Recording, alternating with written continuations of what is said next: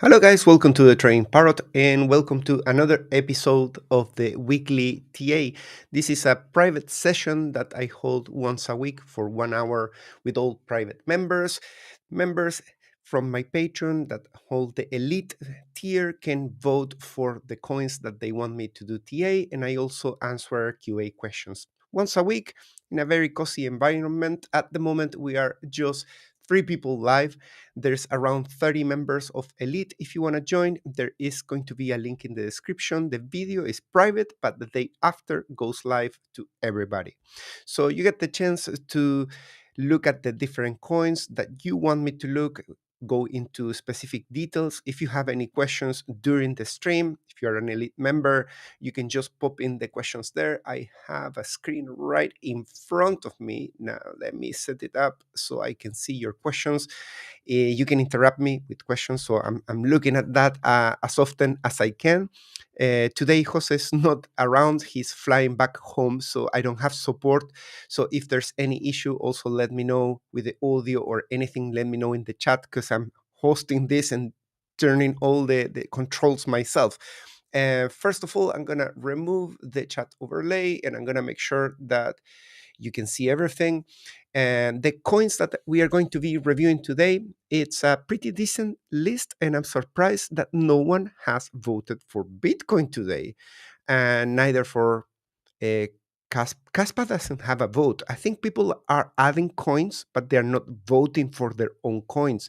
So make sure that you vote for your coins. If they don't get a heart, they don't make it to the top of the ranking. You can fix that now. I can give it a refresh just in a few seconds. So if you still have the poll unit website, you can change it. So for today, we have Ethereum, followed by XRP, GMX, Parcl. This is a coin that some of you guys are interested in. Is appearing every week. Virtuals as well. Cardano, which I actually wanted to keep an eye on what's going on. Aptos, SUI, Hype, STX, Pol, POKT, Avalanche, AIXBT, and finally Solana, the last in the ranking with at least one vote. So we're going to go through all the coins, and the ones at the top are going to get more love, meaning that I will spend much more time looking for liquidation levels and for evidence and TA and alpha. The ones at the bottom are going to go faster. That's how we're going to consume the next hour or so. So I hope you enjoy. Get comfy, get a coffee, get a beer, and let's do this.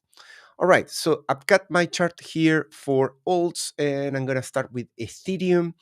And I haven't seen much progress since last week. We did TA of Ethereum. We were roughly around 1800. We are back to 1800. So it seems that the resistance that we call out at $1850, it's still there. It's still valid. And this was a previous area of accumulation. So between 1500 to 1800, forming that double bottom, initiated this massive move, the largest we've seen, I will say, in this cycle, right? So if you compare this move, this is 155, this was just 100, and around here we get an 85%. So definitely the longest path, and we are kind of in the same place. So we have two alternatives to start producing what I've been calling a revenge rally from this area into resistance of around 27, 2800. That's precisely what I said last week.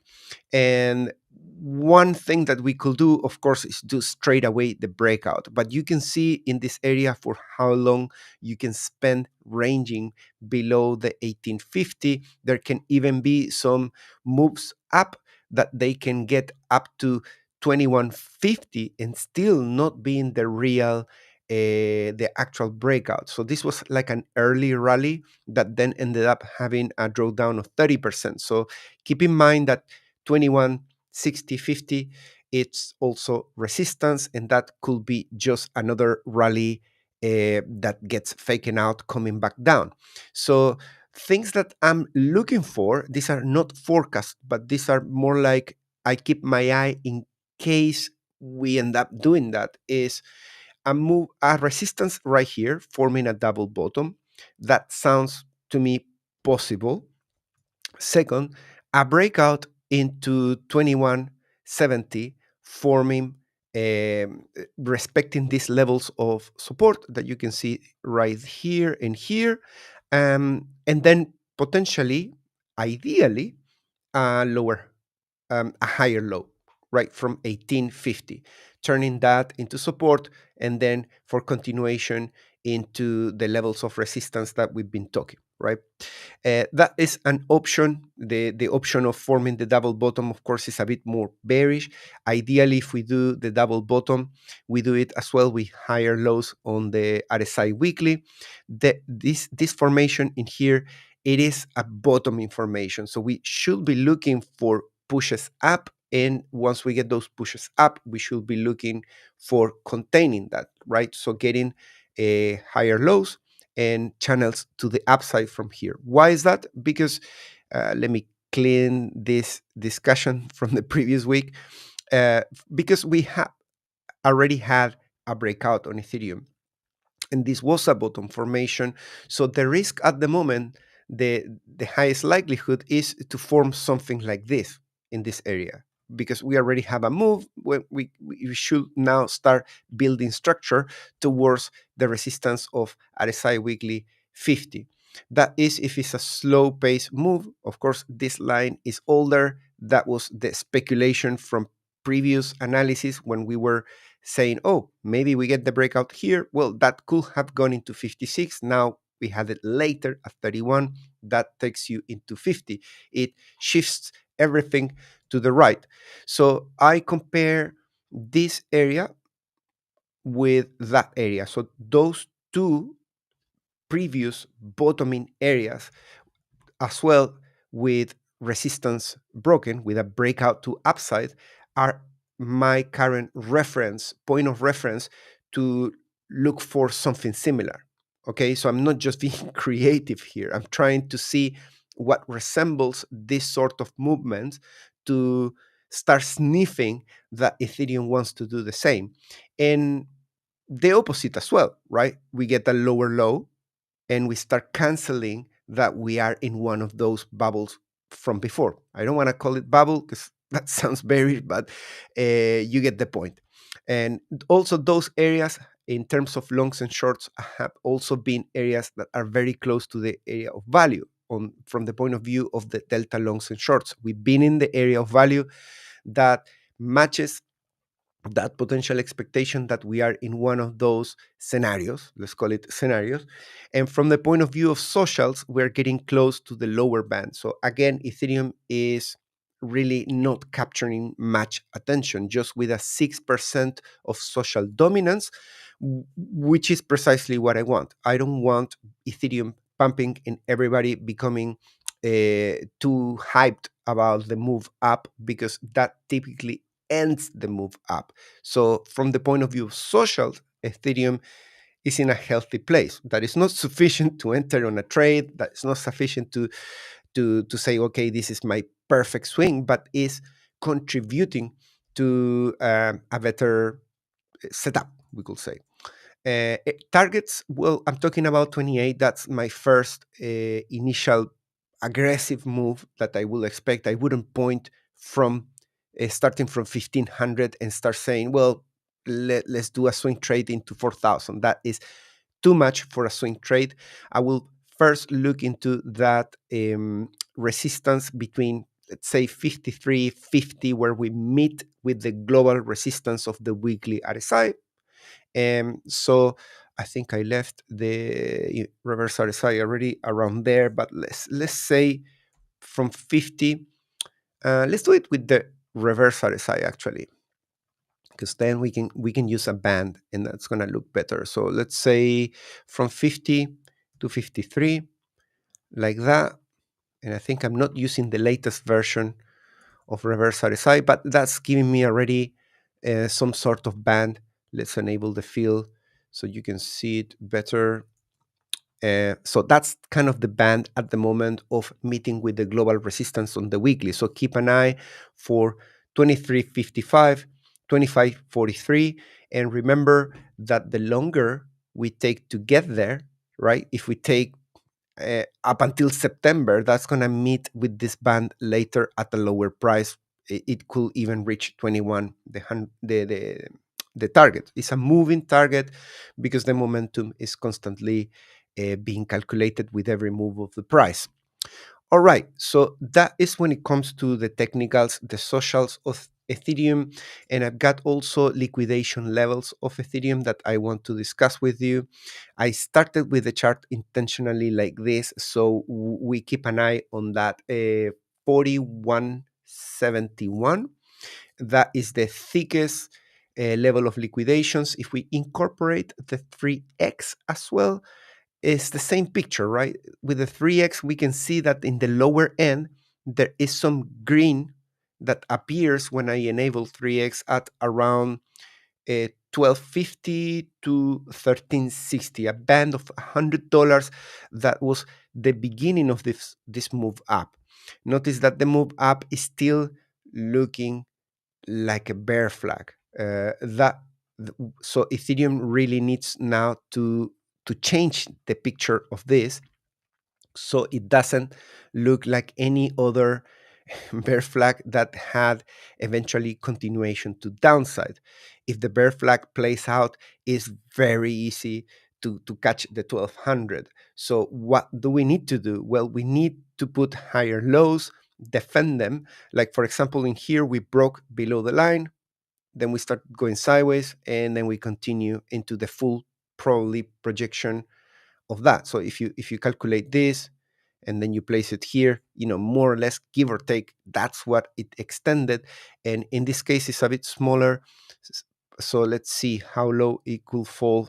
I always do these very basic things, and they are not perfect by the dollar, but it gives me a range.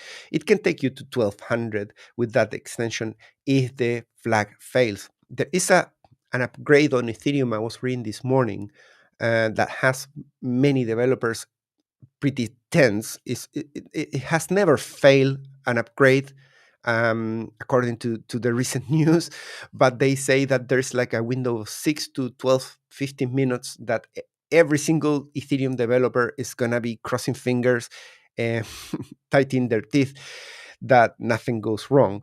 Um, because we are already being in a huge sell-off, and we don't want another push back down into 1200. I'm holding Ethereum and I'm looking to unload as we get into the 4000. At this range, I'm not really interested in selling Ethereum. That's my spot accumulation. For swings, I wouldn't say where we are right here is a great risk to reward area to long Ethereum. But if we get a correction that forms some bullish pattern, and then we can start talking. I am a little bit worried about the amount of liquidation that we are getting here at around the 13 to 1200. There is liquidity to the top end. Let's remove the 3x. Um, a pro tip.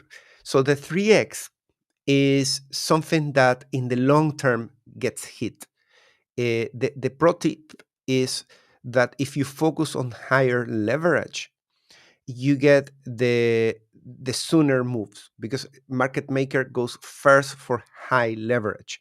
So you got, for example, in here 25x at 1883, and you can see that it went for the 25x once, two times, and now it could go the third time just by hitting 1884 and maybe capturing slightly above until 1900. Then it runs out of that motivation to go for something so easy to catch. And the key is that 25x is so easy for market maker to grab. 10x we got at 1967. Well, 5x we have, but not in the red. I need to remove this red from the chart to normalize it to be able to see where is the biggest. But if we start going up, you can see that there is a decent motivation to cross to the 2100. And that 2100 is already towards this first initial resistance we were talking in the beginning of the video, the 2160. So with that, that favors that idea of getting around here. If we can do that, and then we can form the higher low around the 1850, turning it into support, that favors again the idea that we are forming a healthy structure that can break out to upside. That 25, 26, that is just a short-term thing, getting into global resistance. On the There's something wrong here. Let me refresh the chart. It's just favoring short-term conservative targets, considering that we have that bear flag. It's better to wait for something better structured than just one single low that got bought up above support. That's it, and that has already taken the price to 1850. Maybe it takes it to 21. That's great, but then I want to see the next swing defending this thing instead of being miserably pushed back down as any other bear flag that I show you uh, in this particular chart, right? Okay, so that is more or less it on Ethereum. If you have any specific questions, I spend more time on Ethereum, of course, because it was the number one in the list. Neapolis says, hello, Mariano. I've been very busy lately catching up with your last videos. If you have time, share your thoughts about BTC dominance and alt season in connection to the TA of these alts. Yep, we can do that. And Global Hawk says, if you're trading any of the top 10 alts, all you need to do is watch Bitcoin. Thanks for the alpha. I kind of agree. Uh, I will phrase it last as I wouldn't trade any altcoins without looking at BTC. There's sometimes some altcoins that they have their own story, but I never trade them as if I was in a bubble, because you have to keep in mind the big boss, because that has the power of changing any potential isolated narrative that you are spotting in the charts. Cool. Let's go to XRP, and I'm gonna try not to forget the liquidation levels. Sometimes I kind of skip it. XRP, we got a local breakout that we spot last week, and this week what we are doing is defending on the RSI the lows. So the first low was 48.84, and then we get a low at 51.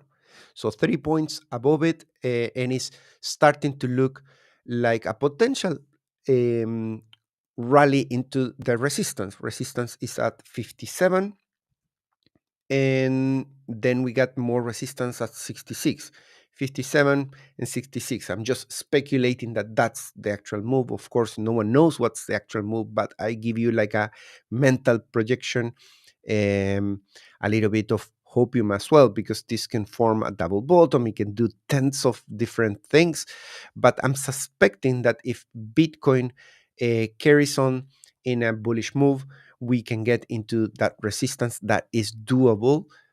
Um, we need to defend, though, the $2 on the price. So we have an impressive move so far of 46%, reclaiming the $2.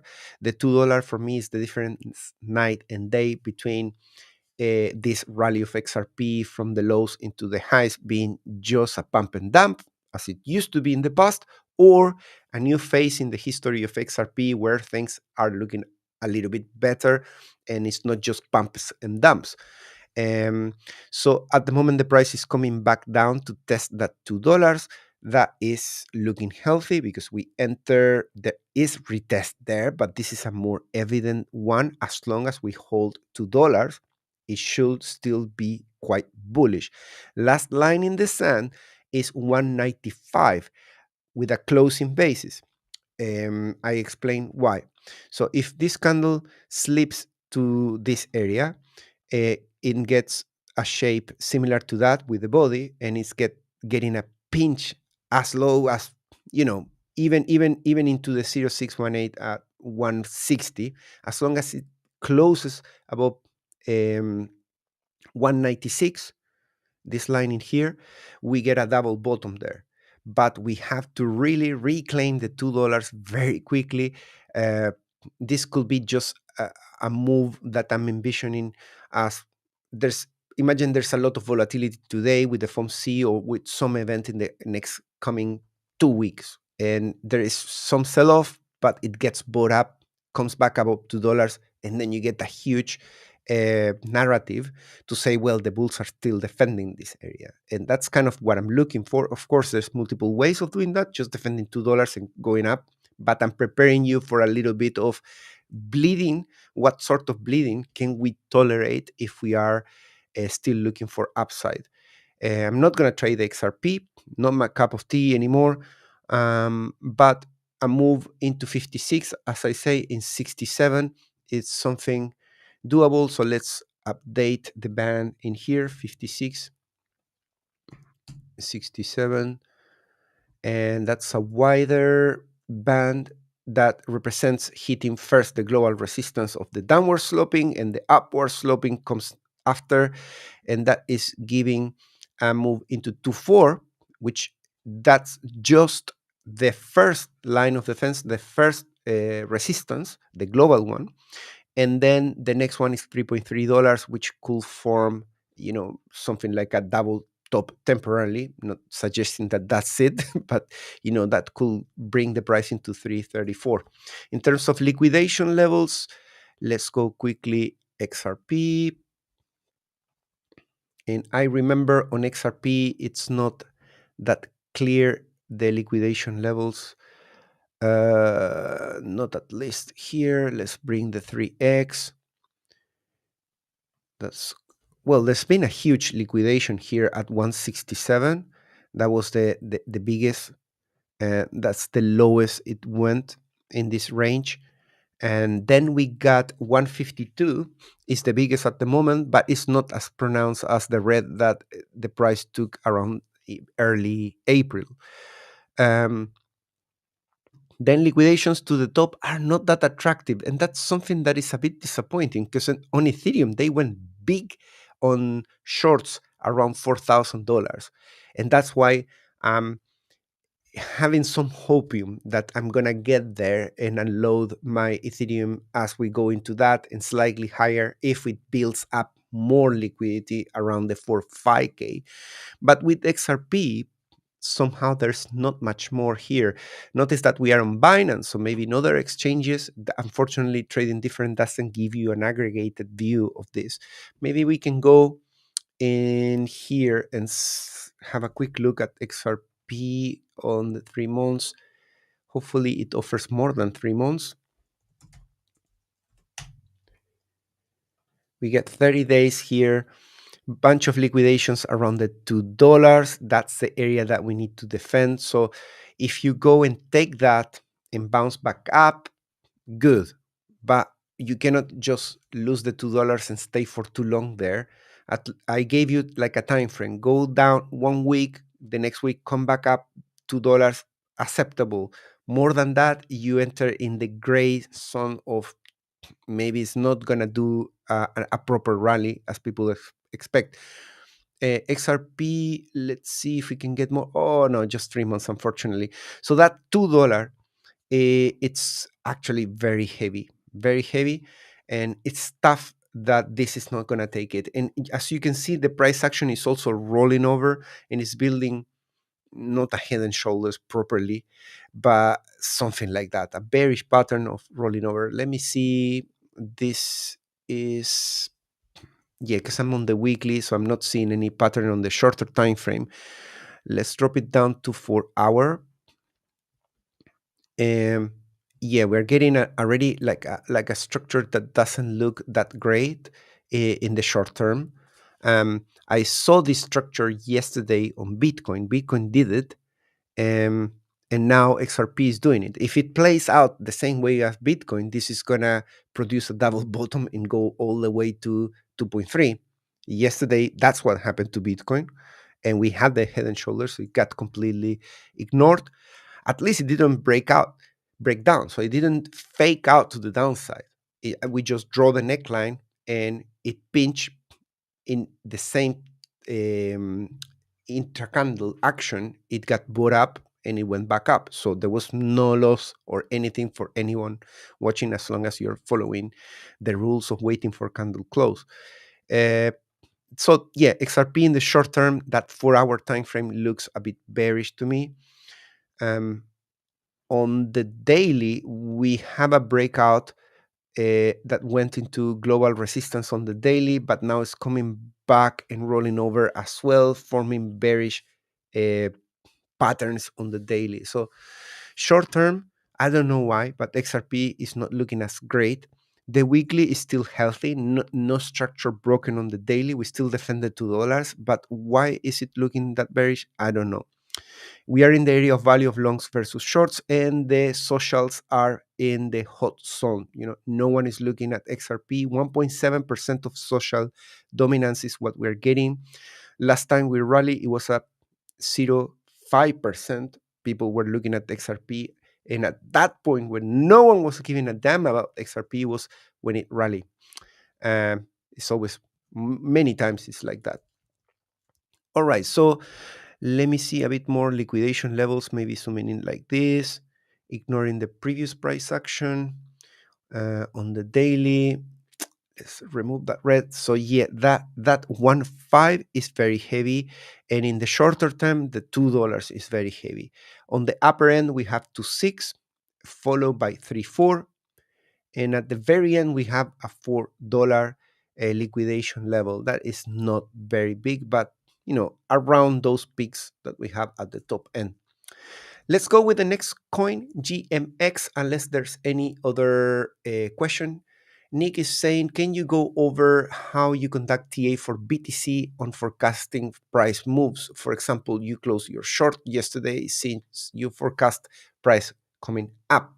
Yeah, before I do GMX, I'm tempted to reply that question. I like the question, so I'm gonna do it first. So what was the analysis yesterday? I put out a video, right? And I talk about the head and shoulders, and I say, well, that's a bearish pattern. And that is bearish, and it's a big deal to lose it, because on the weekly, that same level, the price was below the support of the weekly. And if on the weekly you hit 93.7 and then you lose it, you are confirming that this move up was a dead cat bounce on the weekly. So that's a big deal, which I decided to put a video and make a huge deal about it, right? So I put, we could be going below 90 after that, because that pattern had the potential to do that. While I was shooting the video, the price was at 93.4. I wanted to make sure that you understand that. I was still in my short, and I said, we have the potential, though, because I never trade a thesis without having a counter thesis. You have to have at the side of your bullish thesis, your bearish thesis. At least that's the way I do things. I'm not saying it's the only way or it's the best way, but that's my methodology. Now it's dumping from a double top.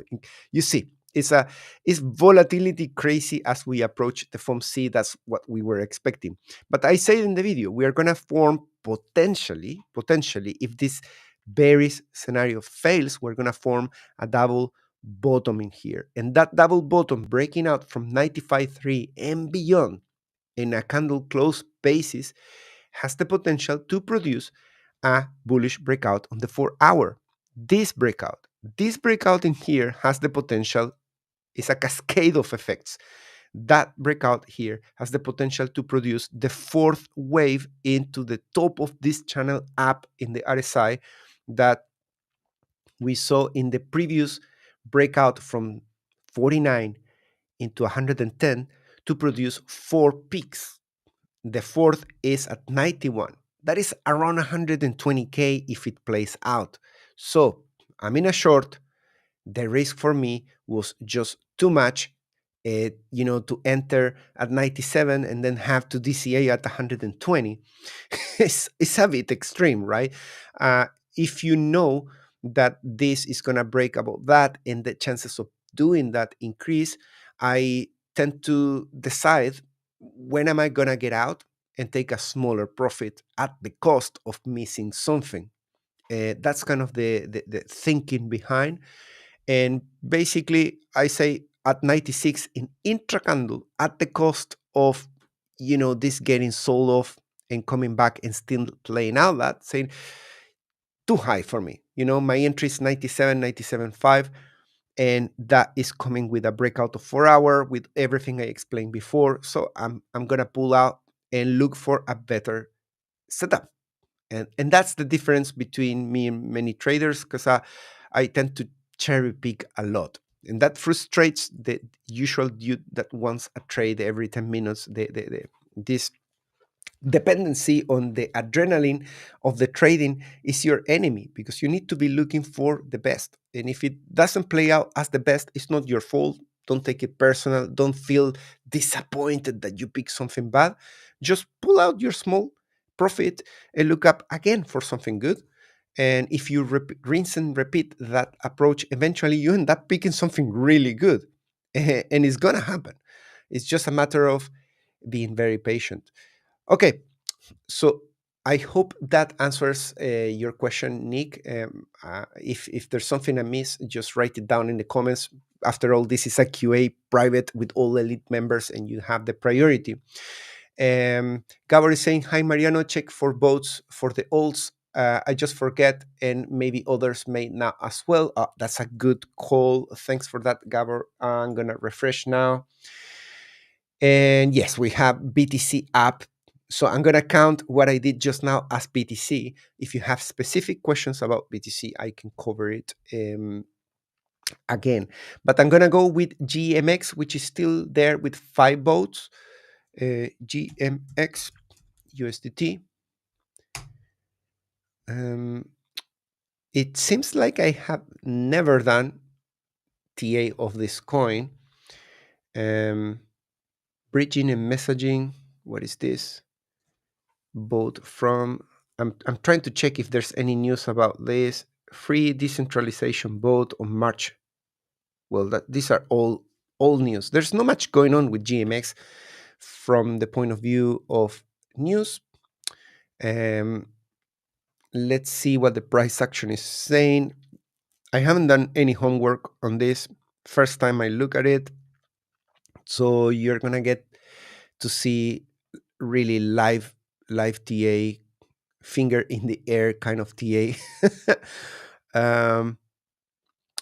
So we are getting a breakout in here on the weekly. Let me zoom into the daily and see how it looks there.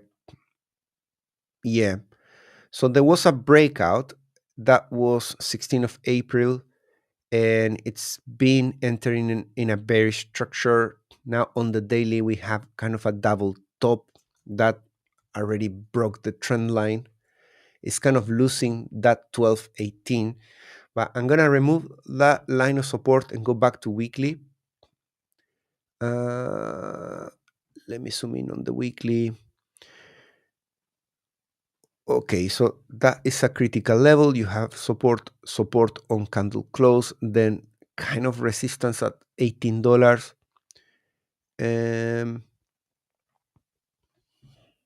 We have a trend line as well. That, let's see how good it is. So I suspect that there was here a liquidity grab. I will say that the trend line should have been placed like this. And then when you got this big green candle, everybody got super excited. And now they are in the process of suffocating everybody with 77% down. It doesn't look like a great coin from the point of view of technicals. I have no clue what this coin does, if it's worth investing or if there's something incoming. I didn't see any news there. So let me know if I'm looking at the right symbol. I'm doing it on Binance. Yeah, on the weekly, there is something going on. So the momentum has shifted here pretty high. So it did like 9 points in a few weeks, and it's just retracing out of that 9, 3.6. So it's defending that now. We need new highs. We need a channel up a channel up in here, confirming that we can break over this trend line. The previous breakout, the global one, this one here was a disaster, right? So it broke out, it confirmed, it closed above it, but then it got dragged all down. So be careful with these coins. It sounds like very manipulative, like they're just trapping people. Um, so if your question is, should I continue to hold? Or if your question is, should I enter here in a deal? If you are on your hand, I wouldn't enter in this coin for a long, unless you really know something that I don't.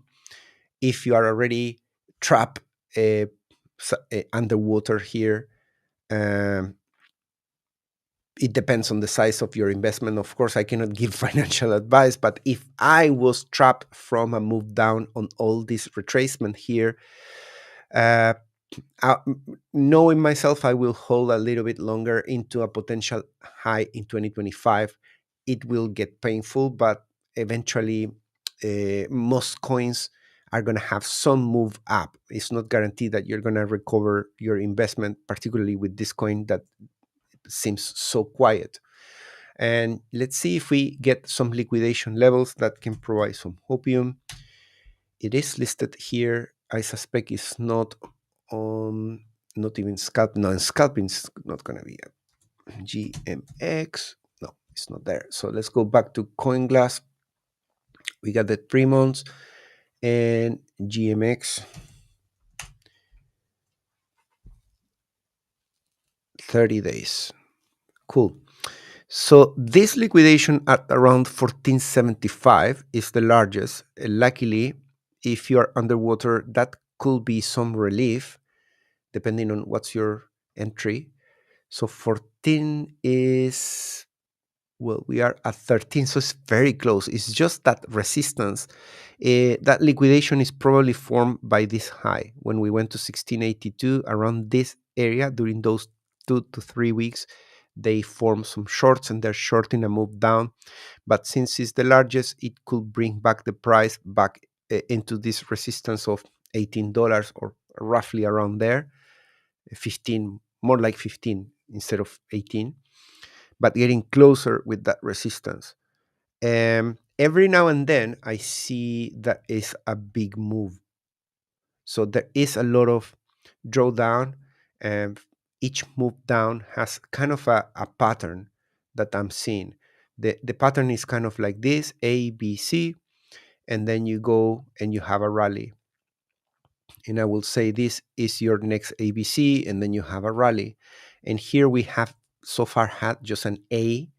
So you could look for a B and then a C that could be lower, and then from there, but you could use a wave up in here to get out, because notice that there's been a very similar move. Like, let me measure this and let's put it right here. And there's been incredible moves down, but then they come with some relief. Not all relief is as significant as this one or this one. For example, this is a quite small relative to the move down. We can spend a lot of time doing Fibonacci's and extensions to really measure things scientifically by millimeter, but it's going to take the rest of the video. But I'm going to leave it there. There can be here a relief move, even if it's part of a B wave corrective. After such a big move down, I will expect that move that can probably break the $18 and go more into the 25, somewhere around there, I will say. Good. BTC, I covered. Any specific questions about BTC, I can do it. In the meantime, I'm going to go to the next one, which is virtuals. And I used to have the list here. Let's put it back. Elite. Perfect.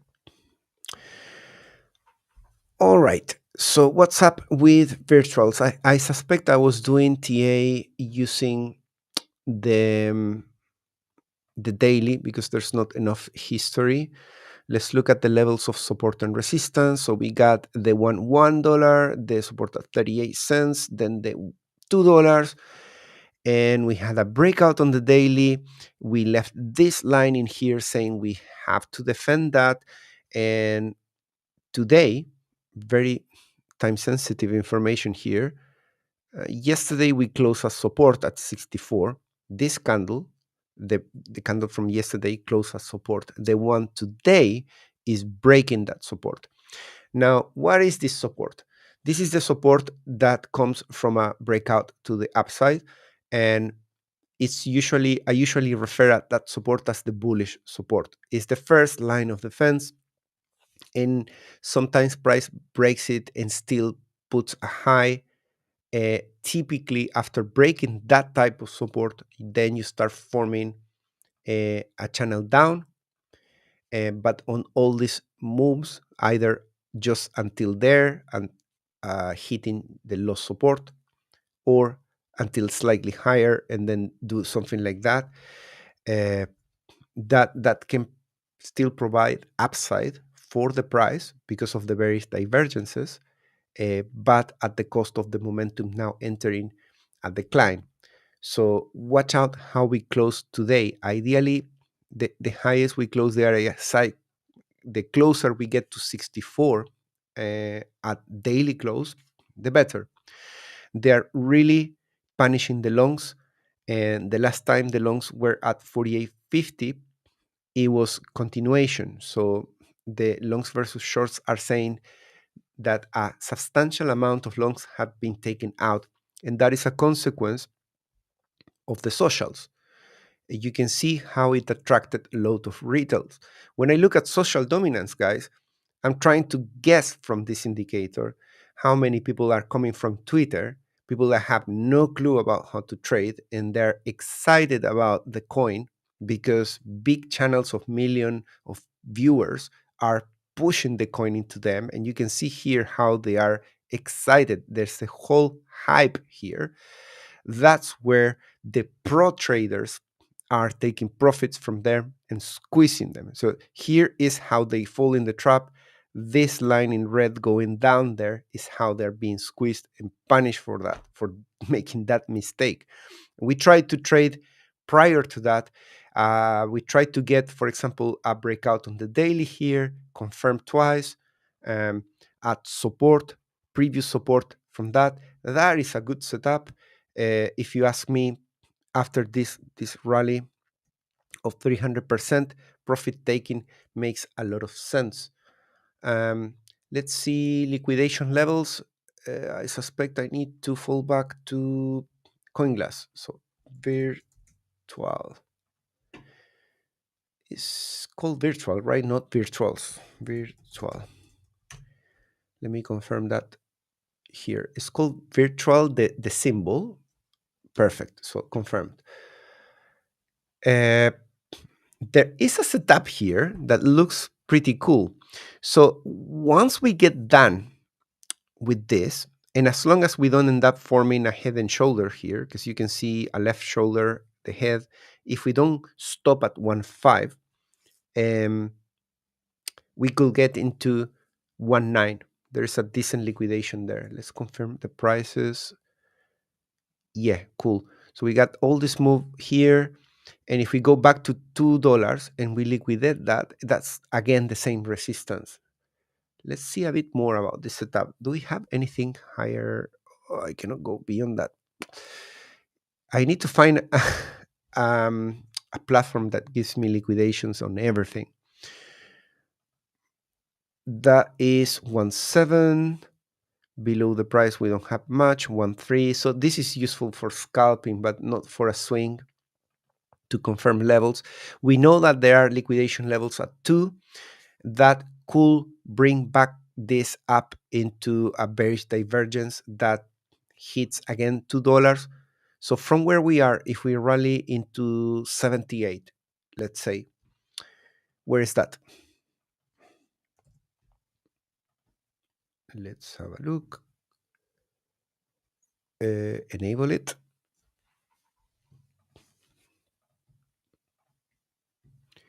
So that could push the price into 246, which is actually the neckline here. That's another interesting level.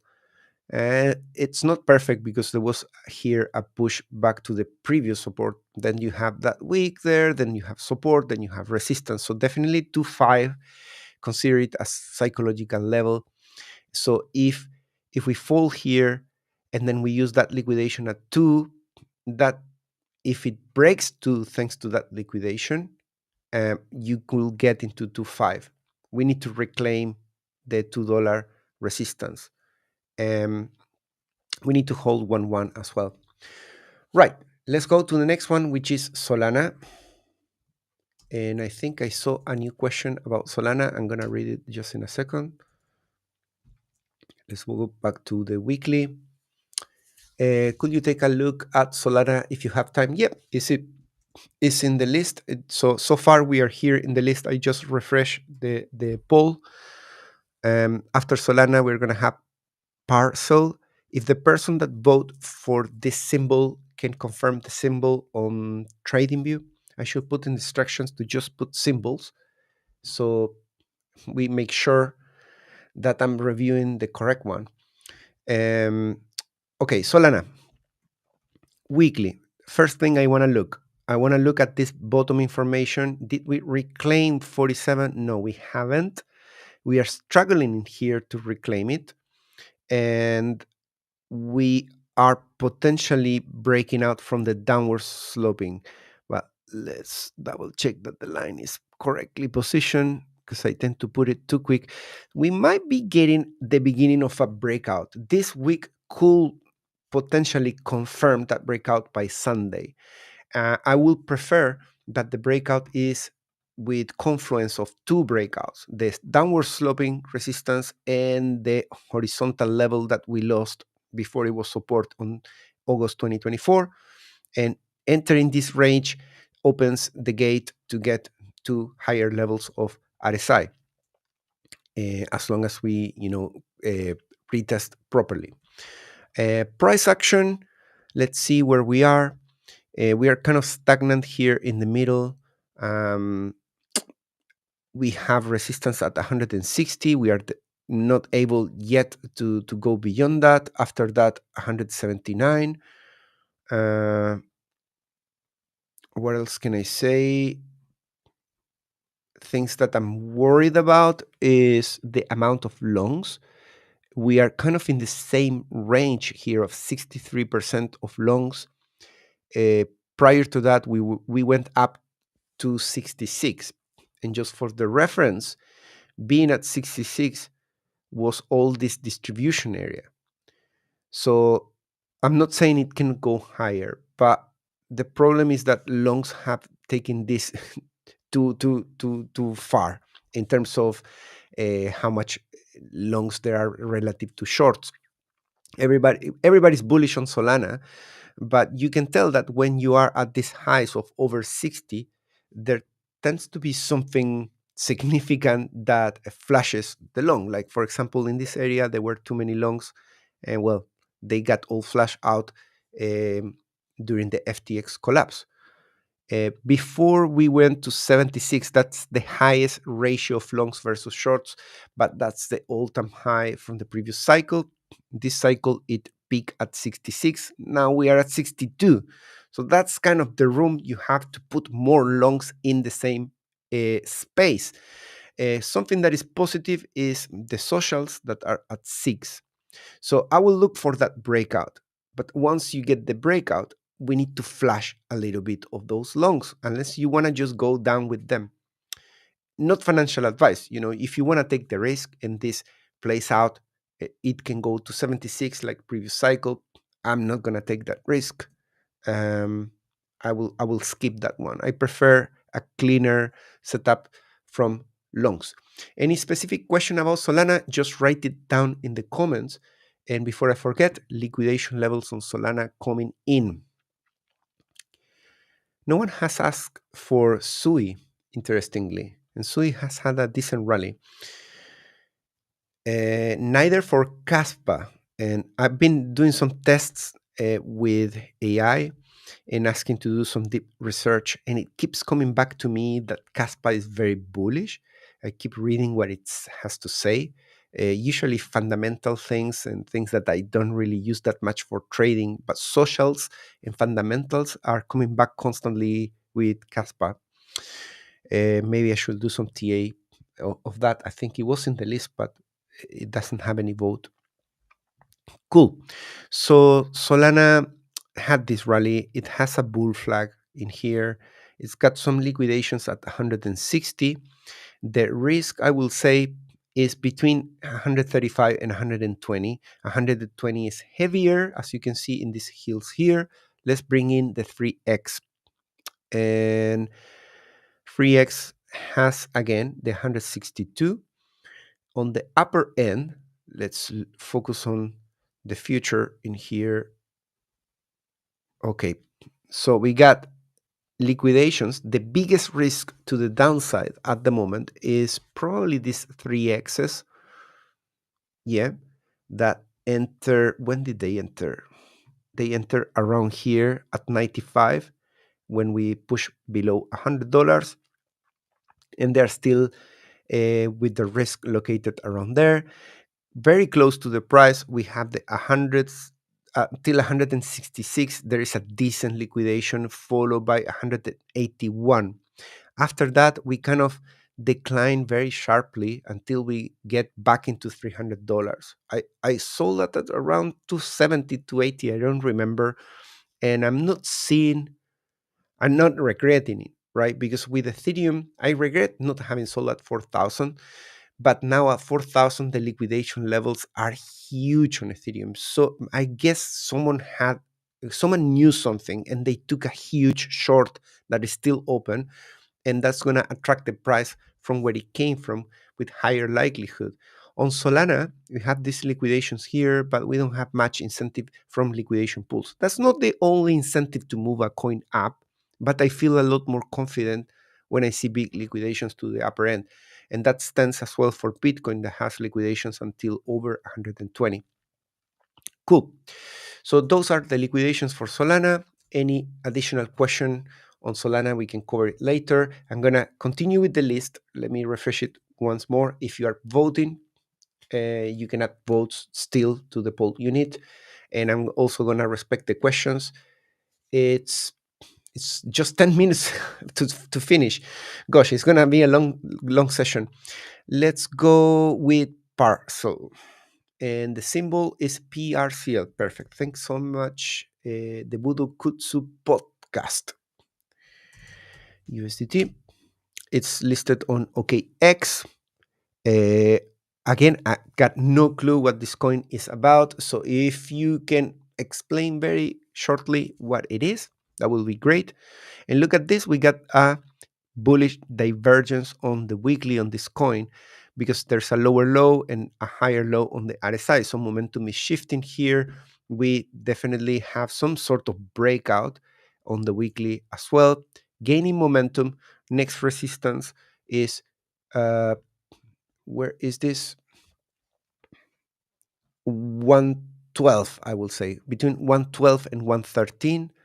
Let me move it a bit lower. So yeah, 112. Let's call it 112. That is the resistance at the moment. Socials are flat. I don't have access to data longs shorts. So let's drop the time frame.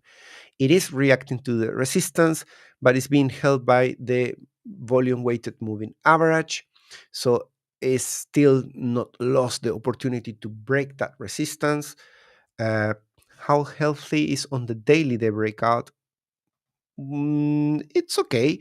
Let's say it has already lost the initial bullish defense that I call, but as I say, that doesn't necessarily guarantee that the rally is lost. There can still be pushes higher. It pinched perfectly the PNR on the daily, so this has been a heroic effort, and there might be some additional cool down to gain momentum to push against this resistance. It is going to be a heavy resistance, and I think the best bullish setup that you can have in this coin at the moment is to go back to the 12, do something like this, and form this inverse head and shoulder. That inverse head and shoulder, if it breaks out beyond the 12, it can push the price. Let's put some target that can push the price into more or less 20 or 19, which clearly was another critical level, right? So there was a lot of action from below, from above, and in all the past. So that is more or less what I think. And let's rush a little bit more. Let's go with SUI. And SUI is a full mess. Let me. It's because it's on the weekly. Oh, wow. Okay. SUI has reclaimed this historic support. Is the support from the whole history of SUI. It lost it. It had a breakout. We were calling for a revenge rally into 52, but it went beyond thanks to the green candle. Now it's against resistance of $38, and it got pushed below 34 as well. That was the beginning of this order block. Let's zoom in case you cannot see properly. So 3-4 was the order block here. 5-2 was the order block for this. And we are being held in between that area there. It's natural to see a cool down after such a huge green candle. This is 67% in 1 week. Is probably the largest weekly candle. I cannot see any that comes close to that. So some cool down is natural. Look for other green candles. If you don't get continuation, which we didn't get last week, what happens with SUI? Well, there can be continuation the week after or after 2 weeks. That's kind of past performance that I love identifying these small details, and also with the bias that we just reclaim the support. So let's look for holding that support instead of the revenge rally, which was my forecast, my expectation. We went beyond that. That's great. Now we reclaim that. We are at 54. Let's defend it. If we defend that, can we get a third wave here? Something that, again, mimics this move in here into this top end for a final, journey into the bear market. Uh, Potentially, let's see how far this can get. Be- Another thing to note, if we lose this support, well, that is going to be really tough to recover from. And remember, this is all probabilities. This is not like a crystal ball future reading, right? it's, it's just probabilities of what happens the most. Uh, and I tend to get a good ratio of things that play out, but not everything plays out. And when it doesn't play out for me, I just manage the risk.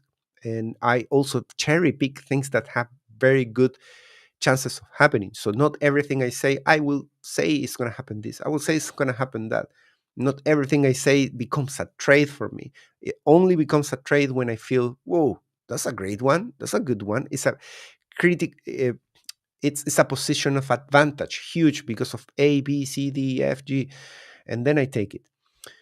So I don't care when it doesn't play out, because sometimes it doesn't play out because it's not really a great setup. I try to specify when I don't like it.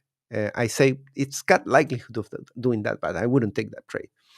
80 is kind of the hopium in here on the table. If we hold that 54, SUI going into 80 in repeating a third wave here, it will be really cool, particularly after having trapped all the shorts that possibly enter in here that could fuel the move up into RSI 80 weekly. Where is that? Where is RSI 80? Let's find it.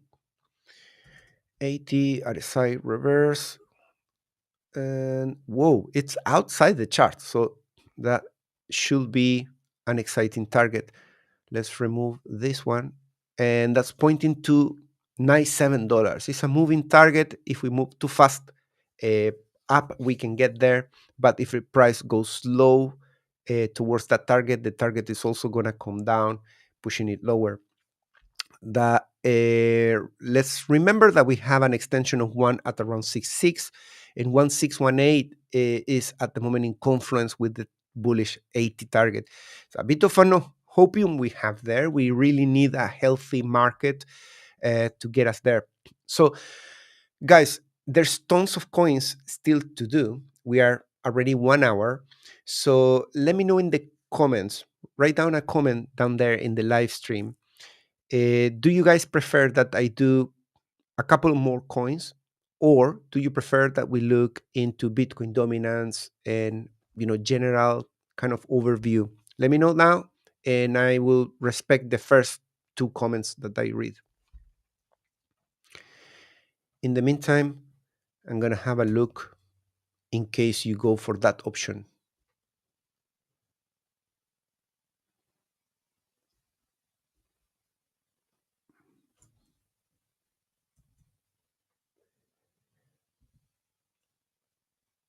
There's a question on heat maps. I'm gonna wait for the answer dominance. So we got one answer. Let's do Bitcoin dominance. Okay, let's do Bitcoin dominance. Bitcoin dominance. Where are you? I think it's the next one. Yeah, this one. Wow, we are about to get to 66%. And this is a big deal, guys, because I was kind of favoring the idea that the global resistance on the weekly RSI was going to hold this. We are in a candle. Let me see. So this week is at 74. So it's past the global resistance. Previous week, it was at 72. So we close Sunday right at resistance. So if Bitcoin dominance this week, intra candle, and at candle closes below 70, let's say 72.56 to be absolutely precise, that will be a rejection of the global resistance. And that could be a big deal because rejections, we from that level, we have one in 23rd of October 2023, and the second one we have was on 28th of October 2024. Both of those situations at the top of the dominance led to a decent move down of the Bitcoin dominance, and of course that benefits what happens to the altcoins. That brings performance into the altcoins. It's a transition from Bitcoin, a flow into the altcoins, and we. This is just crazy. Look at how many weekly candles we have in a row in green, no single pullback. So that's also substantial. This is 9 bars, 63 days of only up on the Bitcoin dominance against resistance. So I'm getting skeptical, really, that this can really match more beyond that without having any pullback. I feel like we need to have some sort of move like this one down of 5% down on the dominance at least. Look at these rejections, for example, they move 6%. So within those constraints of 6 to 9% drawdown of dominance at these critical levels of resistance, it's not too much to ask, I think. I'm not really speculating that much by thinking that this went from 41 into 74, not just a straight line. There are some ups and downs, but it's a very impressive move of 34, 32. Last time we did that was this one. It was 34.2, and then it moved back down the other side to 54. So, we are around the limits of the momentum for the Bitcoin dominance. And this is definitely being led by the uncertainty in the markets. And USDT dominance has moved down. We were overlapping the previous performance, expecting a move down in here after 3 tops. It has done it after 2 tops. So far is in this direction, going down. The USDT dominance has confirmed the breakdown. This week is pointing down. We're looking for that channel going down. Channel down on the USDT dominance means people spending their USDT into stuff. It can be Bitcoin, it can be altcoins, and definitely should drive markets up if it plays out the breakdown. Things that worry me a little bit is if you look, for example, at this chart of others versus BTC, uh, it still looks like a breakdown of the history of all others. That is a selected group minus the top 20 market cap. And, you know, I was calling for potentially pinching this white line on the RSI. That is more or less where we are heading to. The red line here is that support representing the white line. So if we get just a bit more, we're going to find the next final support on the RSI. This cycle, we haven't had this move to the top like we did these two tops in previous two cycles. So we kind of deserve that, unless there is the narrative that this cycle really there won't be any performance for altcoins. Let's look at the altcoin season. And last time I refreshed, this was very low. And now, oh, interesting. So I think last time I talked about 12. Now we are at 29. So we are out of Bitcoin season. How can that be? I'm dubious with this, because 66% of Bitcoin dominance, and we are not in Bitcoin season anymore, according to the index.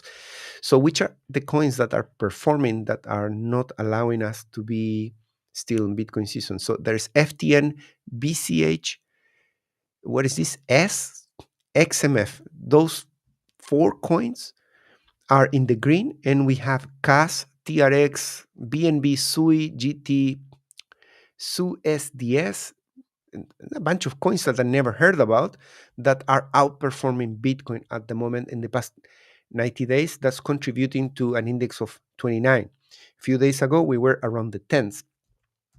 And this is also another chart that I'm really liking. Is from one of the elite members. And let me refresh because this pop-up doesn't go away. This is a ratio of the USDT dominance versus the total free dominance. That ratio is sweet to understand where are we in terms of the cycle with the altcoins. This is the performance of the past cycle, and this is kind of the mapping to this cycle. And we are at this bubble there that is kind of connected with that. There is the point of inflection of whether we go up.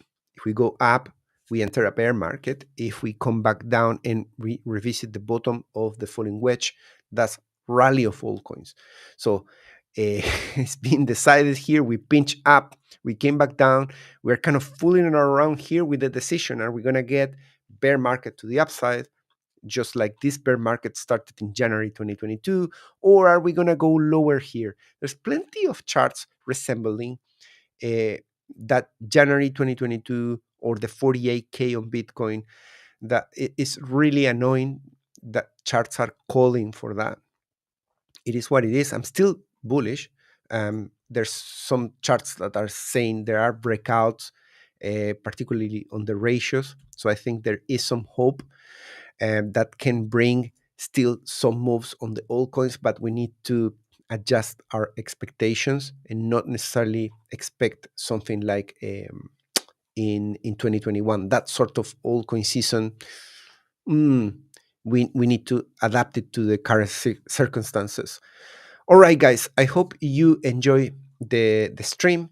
It's already 6:08, and I'm definitely going to keep in mind the other coins. We can keep those ones for next week and do an analysis, or I can do it in other videos during the rest of the week. And if you're watching this video tomorrow, Thursday, and you want to join a session like this, there's a link in the description to join the elite tier on Patreon, and it will be awesome to have you as well. Thanks so much, guys, for joining the live stream. I'll see you next week with another private session. Bye bye. Take care.